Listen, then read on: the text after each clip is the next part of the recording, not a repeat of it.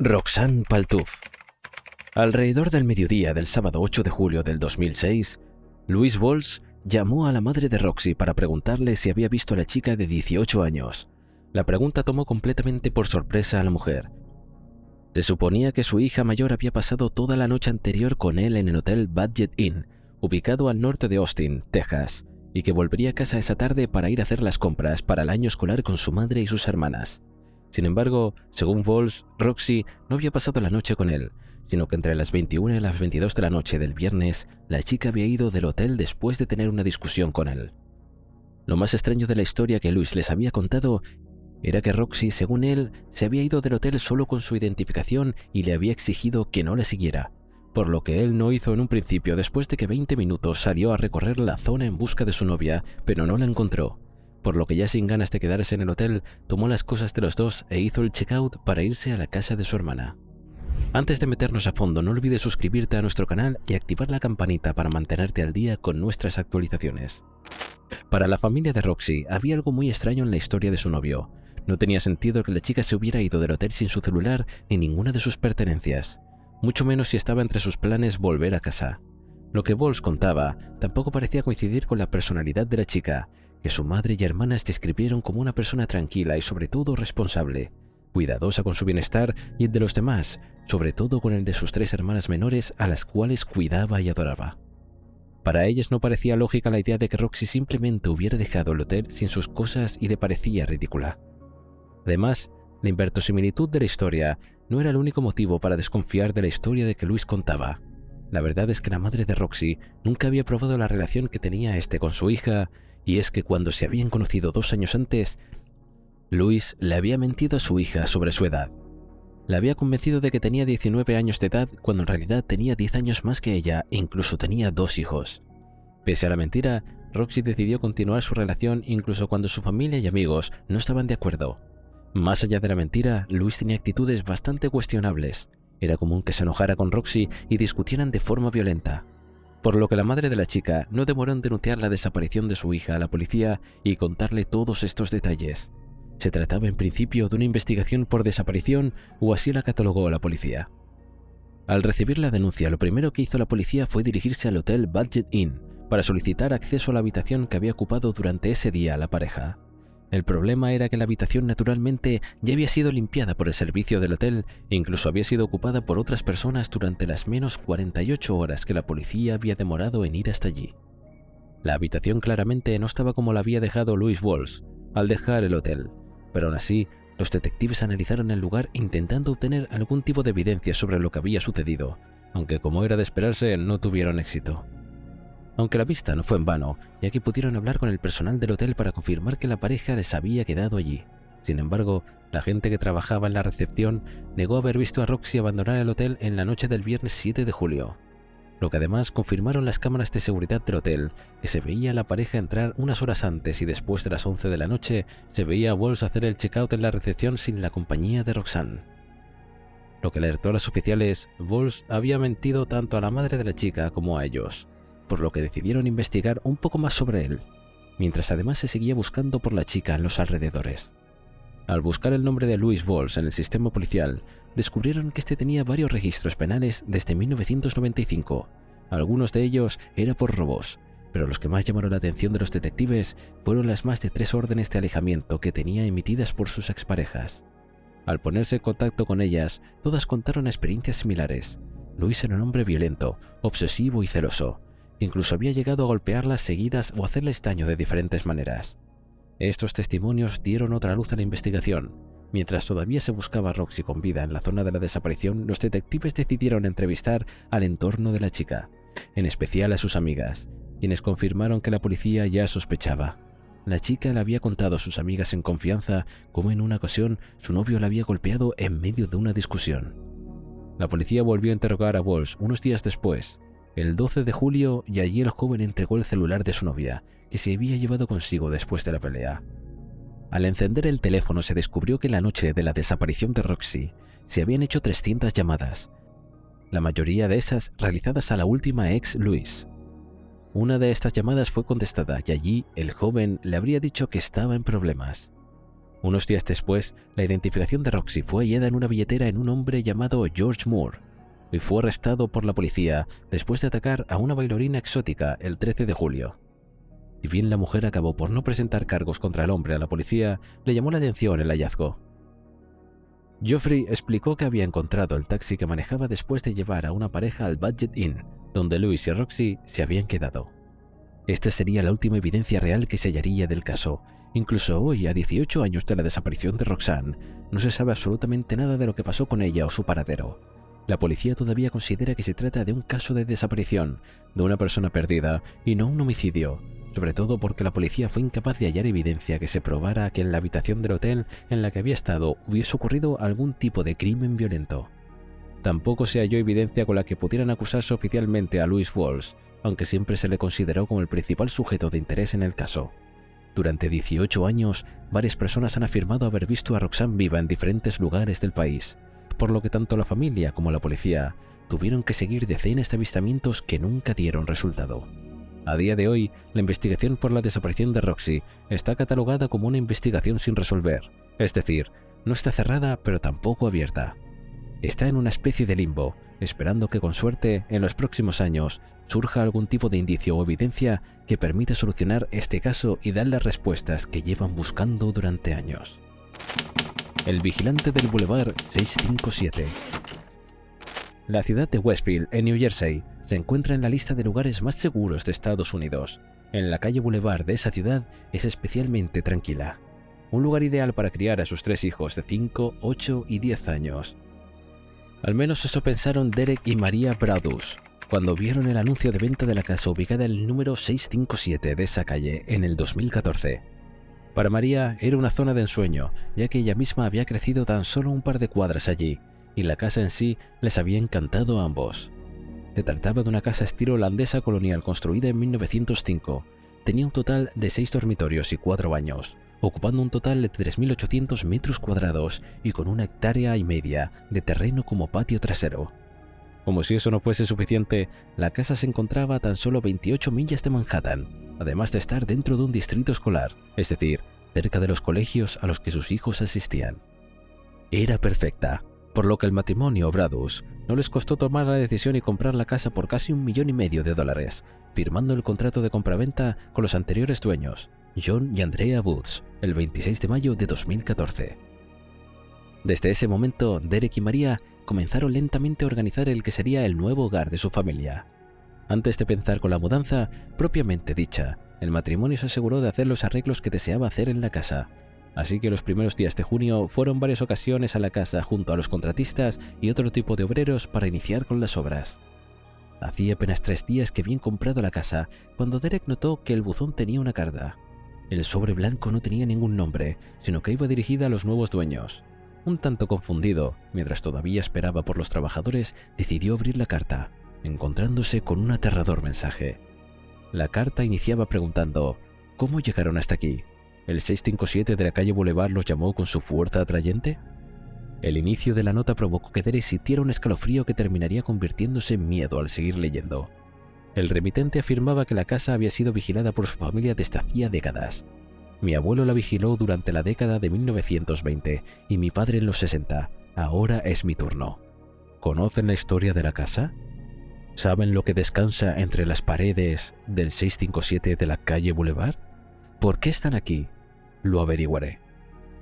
El resto de la carta era igualmente escalofriante. Allí, el vigilante, como se nombró a sí mismo, aseguraba que los Woods habían vendido la casa cuando se los había pedido, ya que no podían cumplir con su pedido de traerle sangre joven a la casa. Además de esto, mencionaba a los trabajadores que habían estado en la casa junto a ellos. Vi que llegaron al 657 del Boulevard con contratistas para destruir la casa como era. Mala decisión. No quieres hacer a la casa infeliz. Finalmente, la carta concluía con una forma incluso más espeluznante. Bienvenidos, amigos.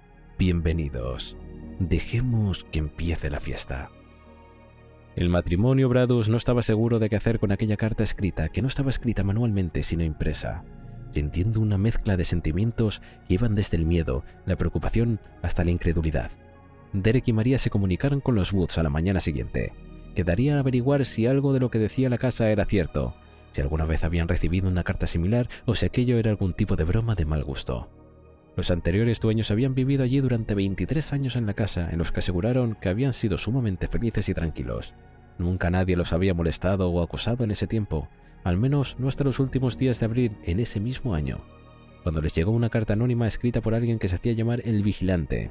En la carta, esta persona, sin identificar, les explicaba que el vigilar, acosar o stalkear la casa en la que vivían era algo que su familia llevaba haciendo durante décadas. En la casa no había mayor información, a diferencia de la carta que se había enviado a los nuevos dueños. No se hacía referencia a sus rutinas o a quiénes eran. La carta era rara, sí, pero los Woods aseguraban que no se habían sentido amenazados o asustados por ella. La conversación no tranquilizó del todo a Derek y María, pero decidieron no seguir pensando en la carta y continuar con el proceso de acondicionamiento de la casa y de la mudanza. Cuando las obras terminaron, comenzaron a llevar sus muebles y pertenencias a la casa. Habían pasado 2 semanas desde que habían recibido la primera carta e intentaban pensar que aquello había quedado en el pasado cuando recibieron una segunda. Esta carta era mucho más personal que la primera, estaba directamente dirigida a ellos como señor y señora Bradus. También nombraba a sus hijos, con los que Derek y María habían ido a la casa durante esos días para empezar a descargar cosas. La carta era mucho más aterradora que la primera. Entre los extractos más estremecedores se encuentra el siguiente: ¿la sangre joven va a jugar en el sótano o les gusta bajar solos allí? A mí me asustaría si fuera a ellos. Es muy lejos del resto de la casa. Si ustedes estuvieran arriba, los escucharían gritar. Entre otras partes podría leerse: todas las puertas y ventanas del 657 de la calle Boulevard me permiten verlos y seguir sus movimientos dentro de la casa. ¿Quién soy? Soy el Vigilante, y hace 2 décadas que vigilo y controlo la casa.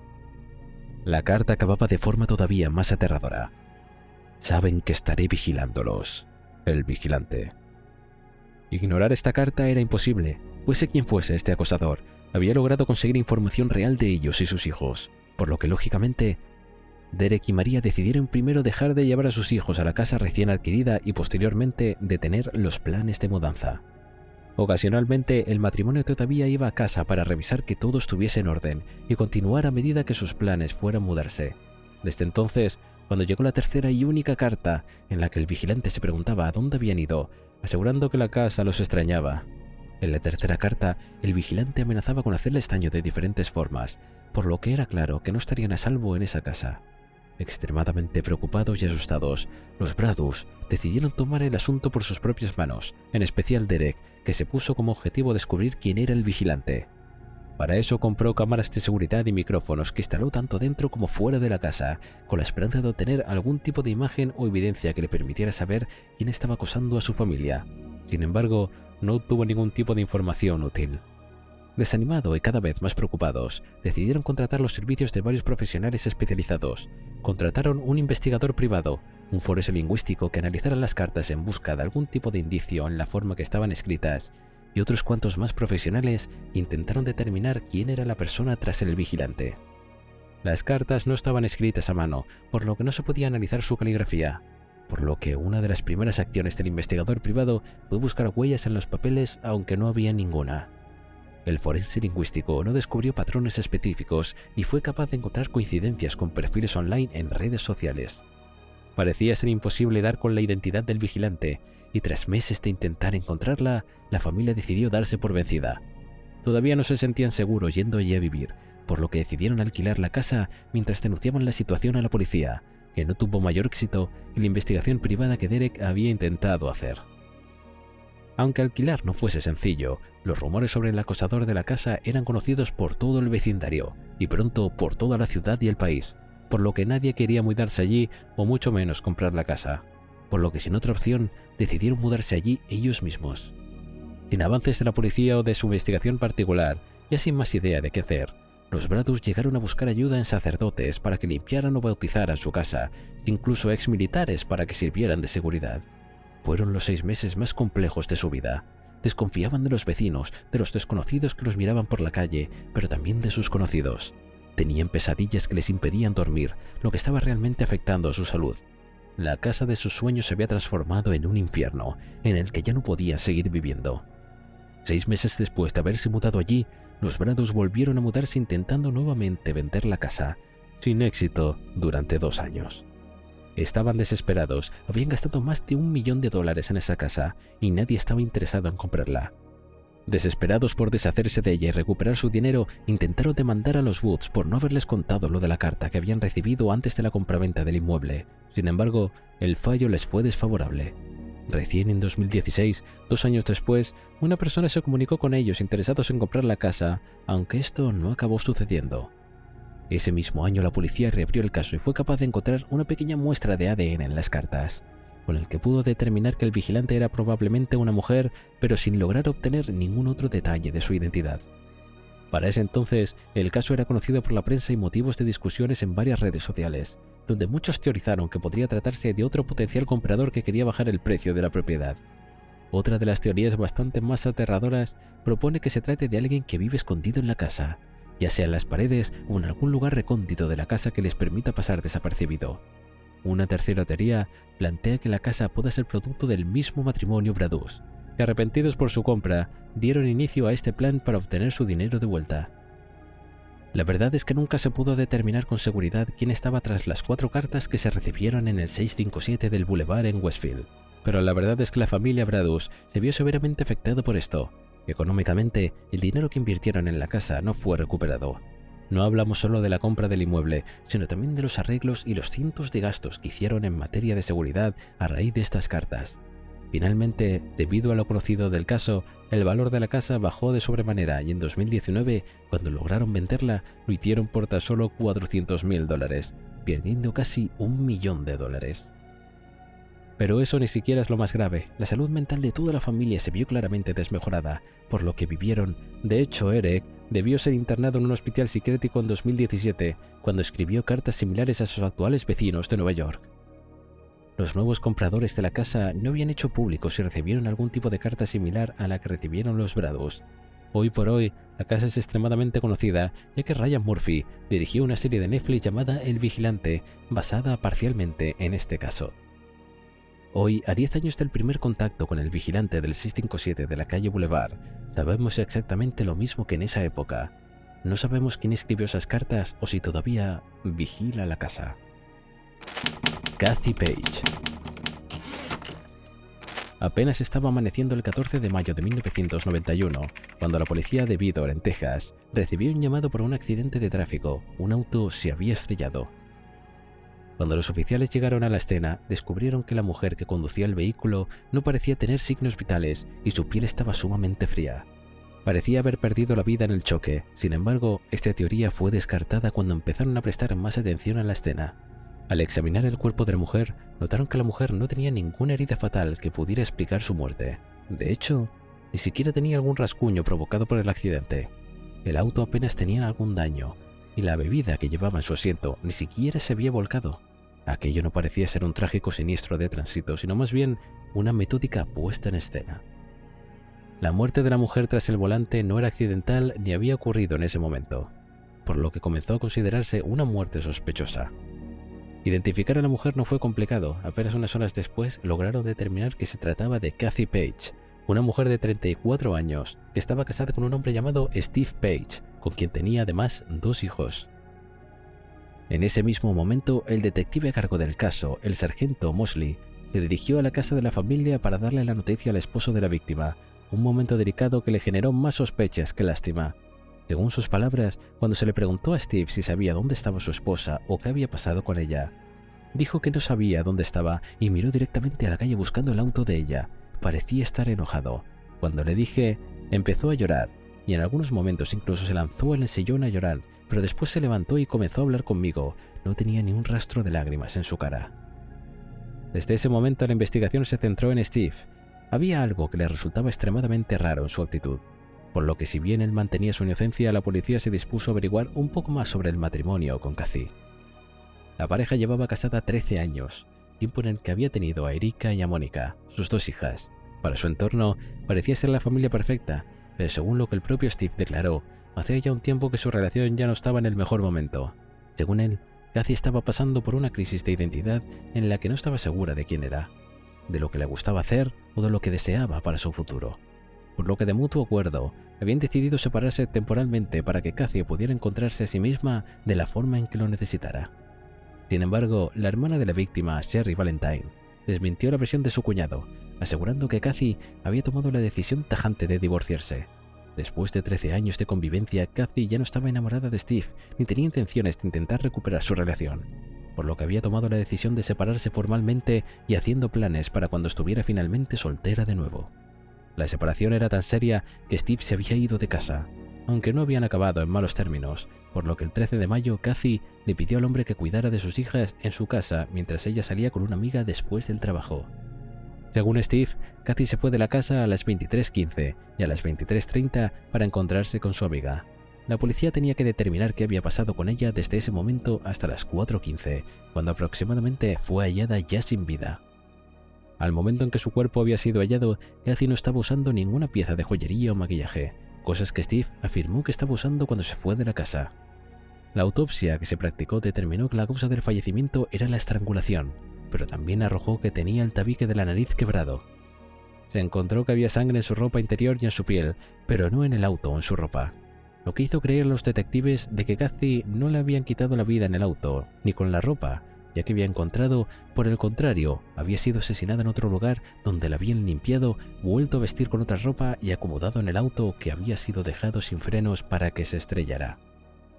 Otro de los descubrimientos más importantes del informe forense fue saber que Kathy había tenido relaciones horas antes de su muerte, lo que permitió a la policía determinar que en realidad nunca se había encontrado con su amiga, sino con un amante masculino.